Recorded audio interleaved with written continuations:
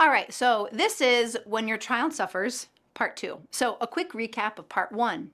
Our children will face suffering in their young lives, and you, parents, need to help them through it and teach them to wrestle with it in a way that honors God and gives Him glory. Okay, so let's pick up our question. What if God does not answer my prayer for suffering to stop? This is the title of a chapter in a highly recommended book by Beth Bloom titled 10 Questions About Pain and Suffering. And this is a great study for kids, teens, and families, so we're going to glean some wisdom there. If our children are grappling with this question, we can first teach them that we can trust God when we don't feel His presence, just like David did. And we can trust God when His plans do not make sense to us. And we can do this because God sent Jesus to save us and give us peace. When suffering seems like it will never end, point them to Jesus, the overcomer.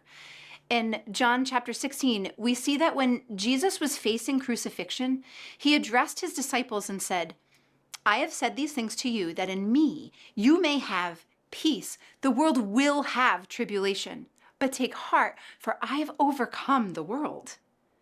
Jesus did not lie to His disciples and tell them that they would be fine.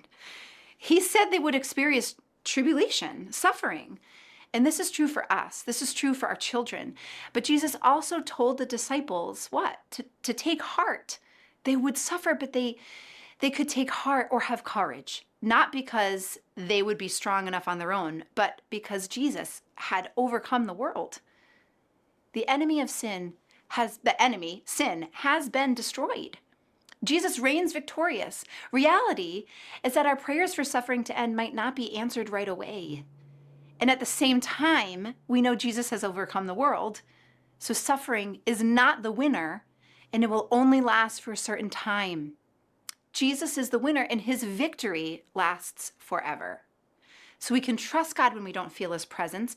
We can trust God when we don't understand His plan.